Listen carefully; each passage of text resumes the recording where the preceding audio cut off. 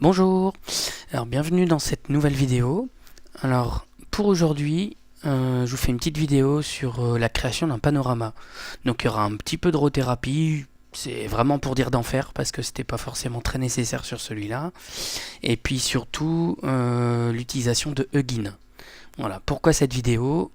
Parce que j'ai des fois des commentaires, des discussions avec des gens qui disent: «Ah, le panorama c'est compliqué», et c'est pas vrai. C'est pas le cas. Donc je vais vous montrer un exemple là et essayer de vous montrer que c'est vraiment pas compliqué.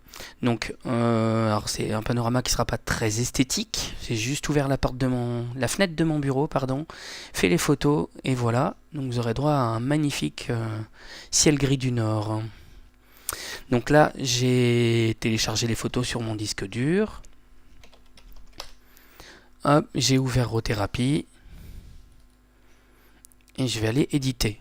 Donc le côté bien avec le panorama, c'est qu'en théorie ce que vous faites sur une image, vous pouvez le faire sur toutes les images. Vous pouvez appliquer votre profil à toutes les images. Donc ça va relativement vite à traiter. Donc admettons ici, bon, là je vous avoue c'est vraiment pour dire de parler de rothérapie, parce qu'en réalité je pourrais quasiment faire le panorama à partir des images, des JPEG. Hein, mais bon, voilà. Donc là j'aurais envie d'assombrir un peu le ciel. Donc c'est pareil, c'est un peu pour l'exemple, mais on va créer un petit dégradé. Alors, on va le mettre doucement parce qu'il y a l'arbre qui dépasse là. Voilà. Donc ça donne qu'on voit encore un peu plus gris, encore un peu plus triste. Hein. J'aime bien de temps en temps mettre un peu de compression tonale. Donc vous voyez quand je l'active, ça délave un peu les couleurs. Je vais juste le baisser. Ça rajoute juste une petite texture sur la photo. Voilà, alors après on va faire le classique. Hein. Je vais remonter d'un cran à ce niveau-là, mettre un tout petit peu plus de contraste. Vous voyez que ça fait un ciel bien noir, bien avec une belle pluie qui pour l'instant n'est pas tombée. Voilà, il n'y a pas spécialement de zone vraiment cramée. Ouais, un petit bout de PVC là-bas, ça va. Donc là je vais aller assez vite parce que c'est pas forcément le principal point de ce tuto. Alors on était... Non, après c'est vraiment... À la rigueur on va l'attrister un petit peu, on va redescendre encore un peu le... On va peut-être même encore descendre un cran. Hop. Voilà, je descends un peu la couleur, ce qui fait que ça sera un petit peu tristouné. Et je vais peut-être enlever un peu de saturation. On peut y aller. Hein.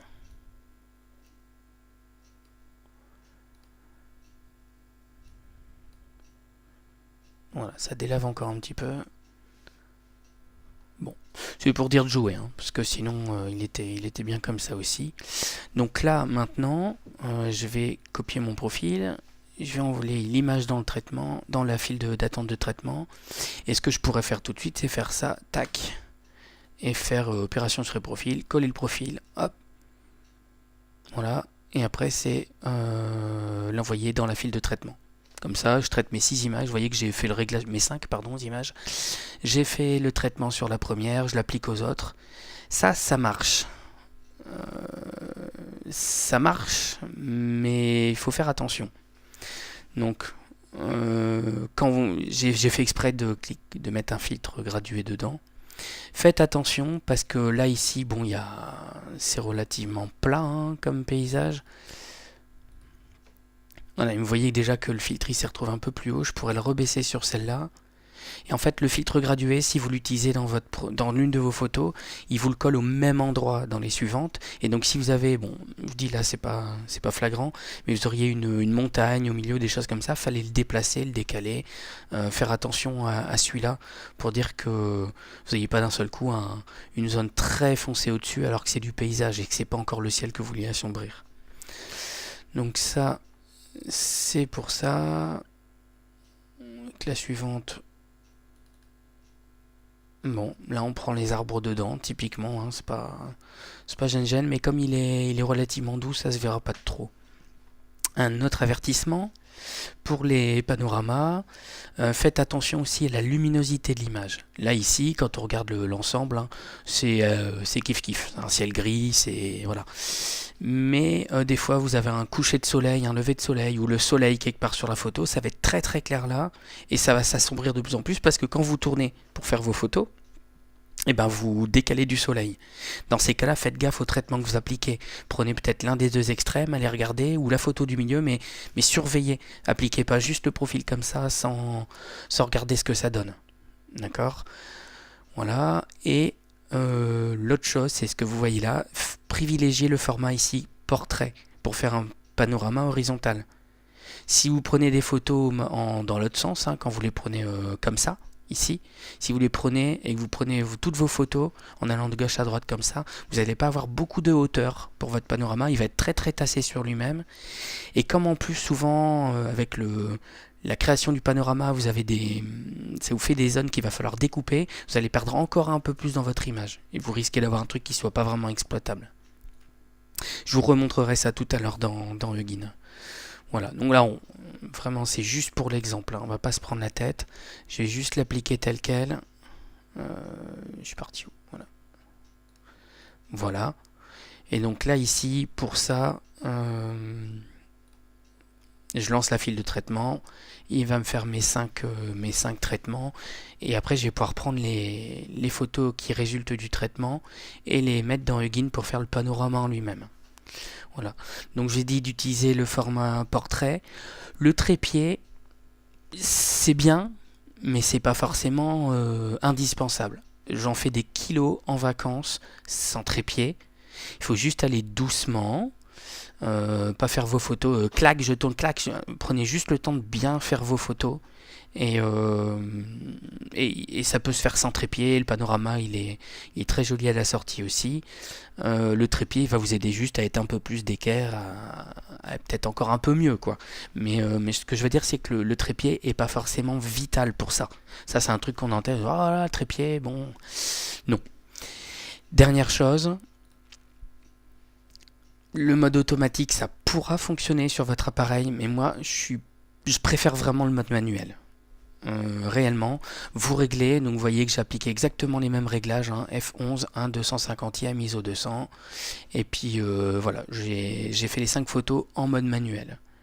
Vous pouvez utiliser le mode AV si vous voulez, le problème c'est que l'appareil va compenser pour vous, pour essayer de faire une bonne exposition, et du coup vous n'allez pas avoir les photos qui seront toutes exposées de manière identique. Quand vous allez coller ça dans Huggin, il va vous faire des raccords, mais voilà, ça fait des changements de luminosité, des choses qui sont pas très jolies, quoi. Donc l'idéal c'est de le mettre en mode manuel. Si vous galérez, moi c'est ce que j'ai fait au départ, hein, galérer. Vous mettez votre appareil dans l'un des modes semi-automatiques, hein, AV ou TV, priorité vitesse, priorité ouverture, dans l'autre sens, hein, par rapport à ce que j'ai dit. Vous regardez combien il prendrait pour les valeurs en déclenchant en mi-course, hein. Vous faites comme si vous prenez une photo, vous prenez une photo, vous regardez les réglages et vous les recopiez en manuel, c'est pas grave. Et quitte à ajuster un tout petit peu. Mais voilà, l'idéal c'est le manuel parce que du coup votre exposition elle va être bien faite sur toutes les photos. Voilà, donc là j'ai traité les 5, vous voyez que ça va vite, hein. Après il y en aurait eu 20, on aurait pu appliquer le profil sur les 20, traiter les 20 et hop, être tranquille. Voilà, donc là maintenant je vais lancer Huggin. Alors Huggin, peut-être avant de le lancer rapidement, c'est un logiciel libre, hein, comme Rotherapy, que vous trouverez sur le site. Un petit peu de patience le temps que ça se lance. Bon, vous le verrez rapidement. De toute façon, vous tapez Huggin dans Google, dans votre moteur de recherche favori, pour pas faire de pub. Et vous le trouverez vite, hein, ça s'installe. C'est pas très très grand, en plus ça fait même pas 40 mégas, mais ça fait un travail formidable.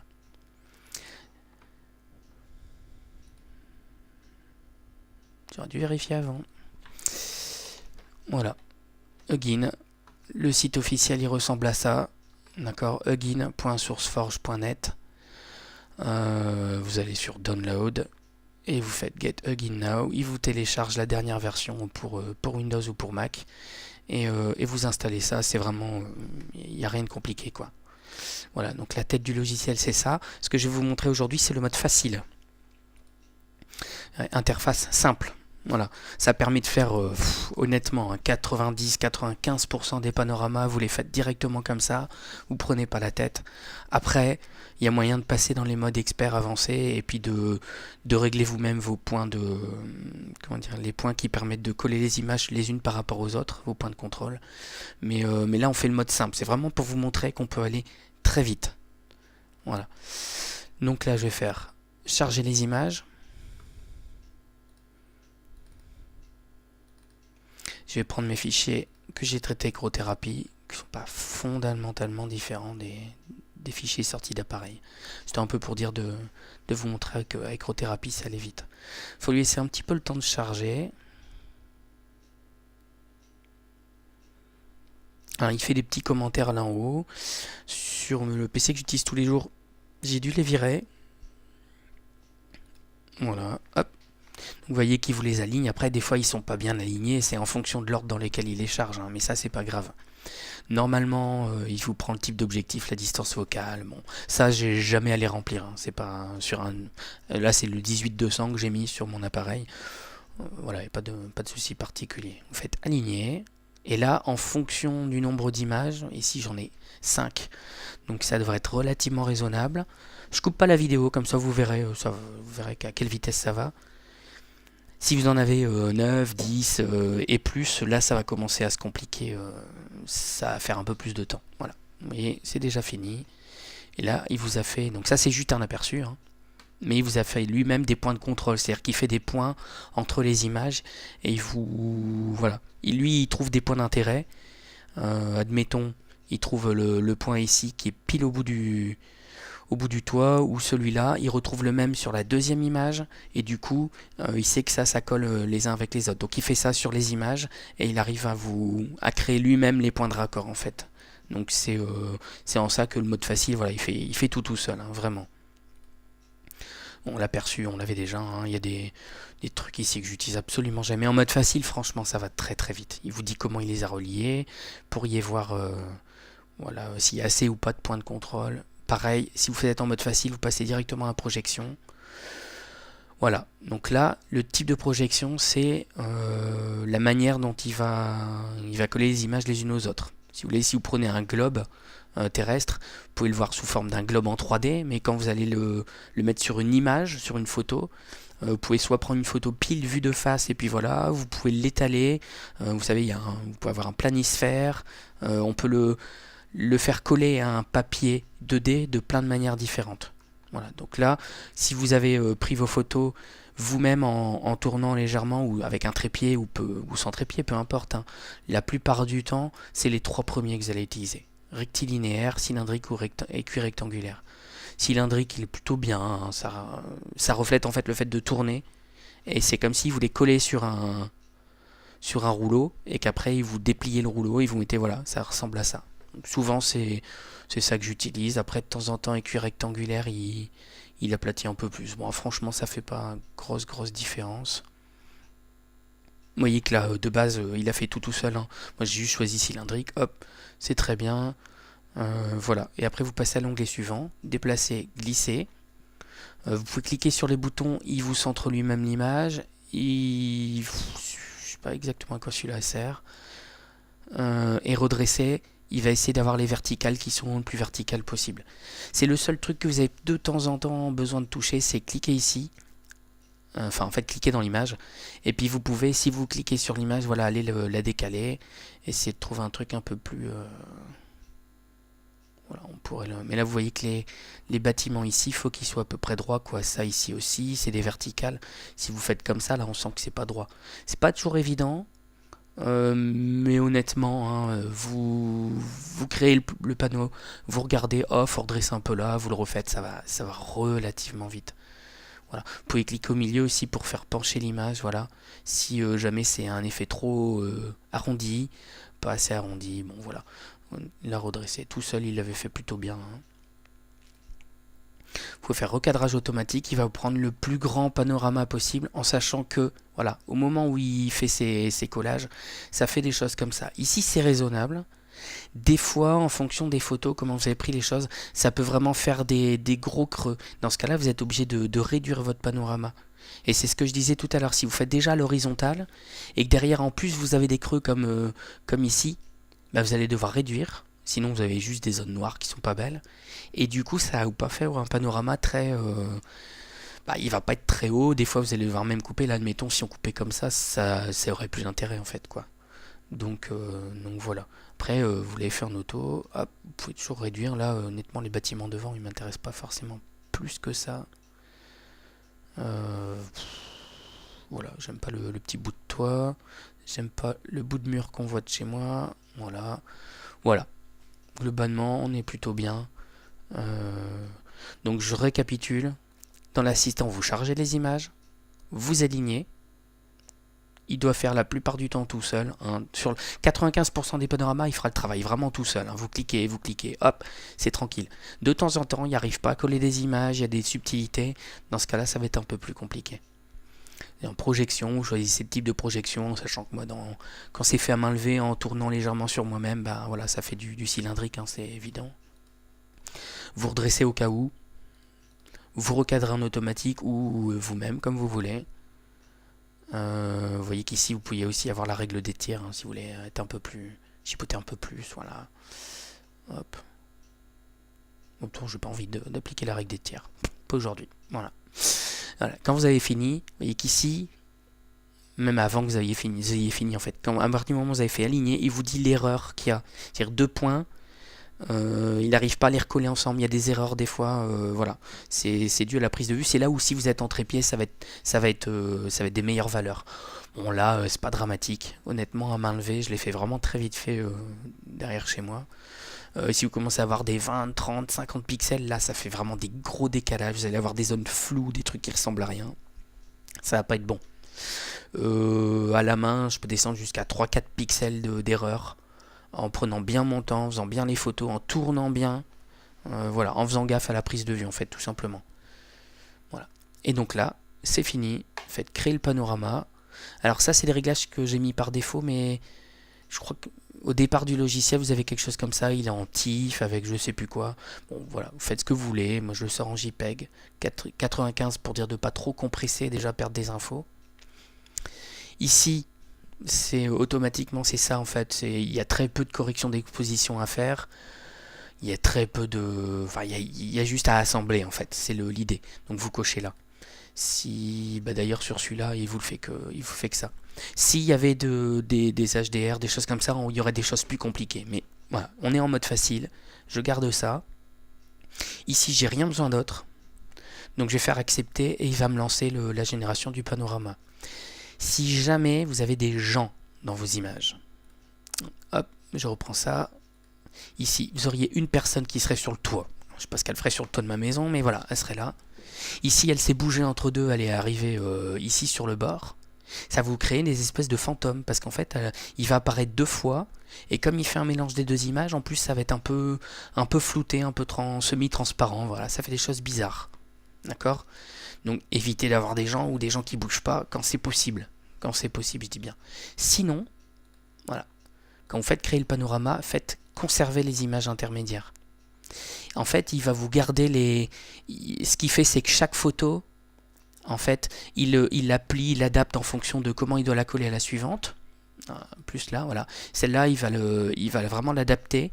Il va la tordre un peu pour la faire coller à la suivante et ainsi de suite. Avec la suivante, et etc. Et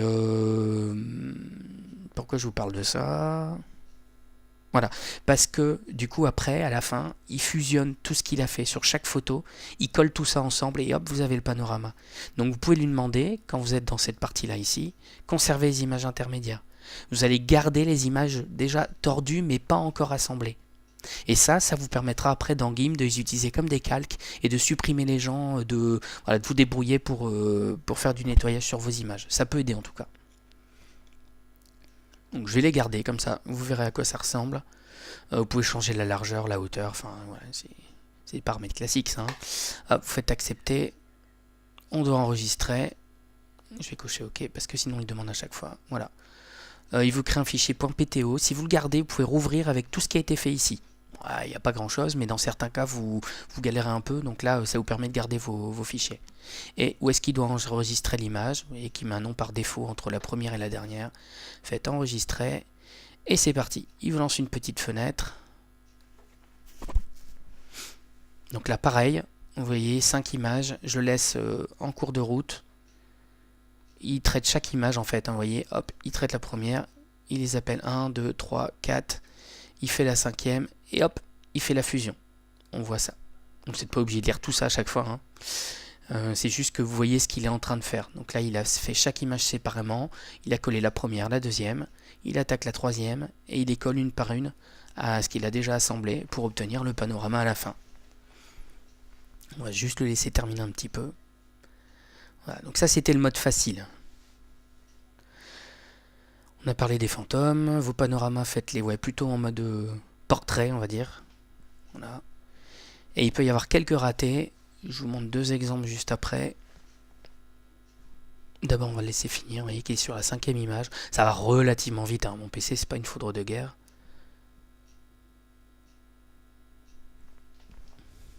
Contrairement à mes tutos, ça va vite. Voilà, ça vous pouvez le fermer en fait, hein. Cette petite fenêtre là, une fois effectuée, fermée, voilà. Et hop, il va fermer ça, il va disparaître tout seul. Voilà.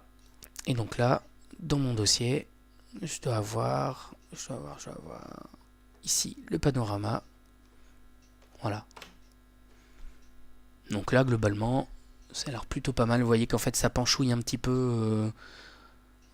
Le bas de la maison, il est par ici, et le haut de la maison, il est par là. Ça penche un peu vers l'extérieur.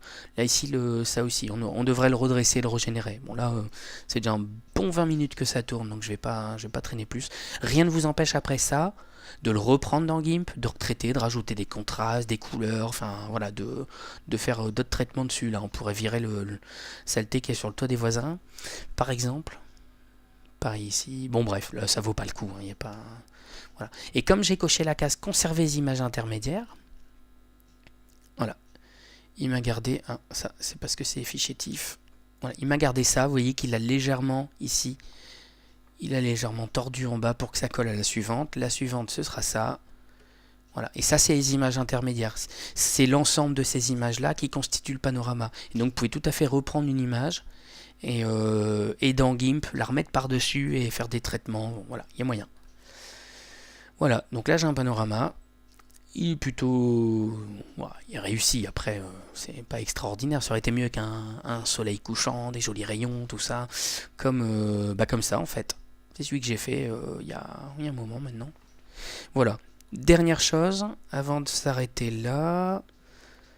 non, avant-dernière, pardon.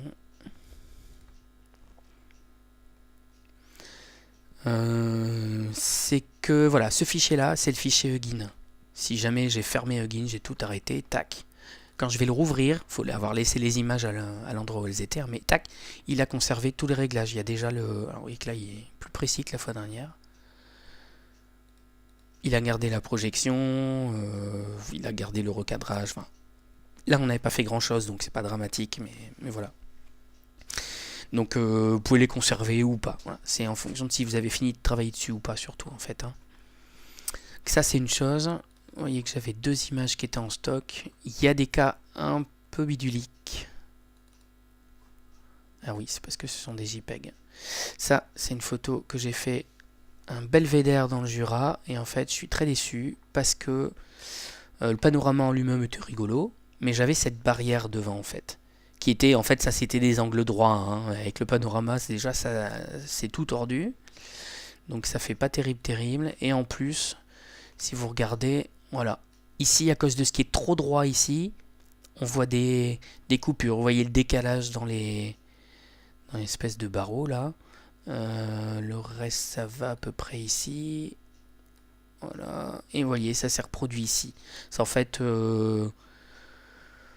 Voilà, j'aurais peut-être dû prendre plus de photos à cet endroit-là pour qu'ils puissent coller progressivement. Mais là, voilà, des choses droites comme ça, j'ai galéré. J'ai d'autres barrières comme ça pendant les vacances qui n'ont pas voulu, hein. Donc ça, c'est une chose. Faites attention, il y a des trucs qui collent moins bien. Alors j'essaye de travailler dessus pour mettre des points de contrôle moi-même, mais c'est pas gêne. En fait, vous voyez, j'aurais pas dû la fermer.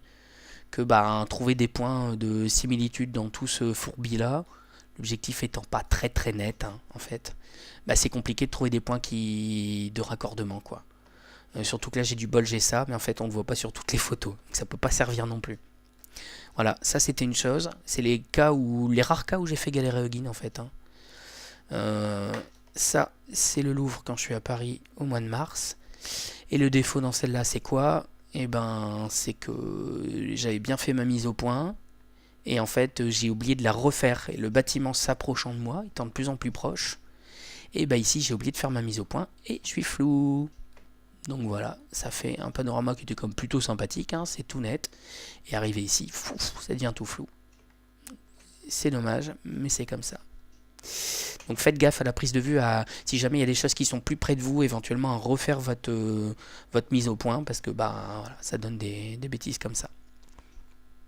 Voilà, je m'arrête là. Celui-là était particulièrement long, mais je le savais. C'est pour ça qu'en début, je vous ai pas dit que ça allait être court, hein. J'attends vos suggestions, si vous avez d'autres questions. C'est vrai que là, c'était plus Huggin. Voilà. Si vous avez des questions, des commentaires, n'hésitez pas.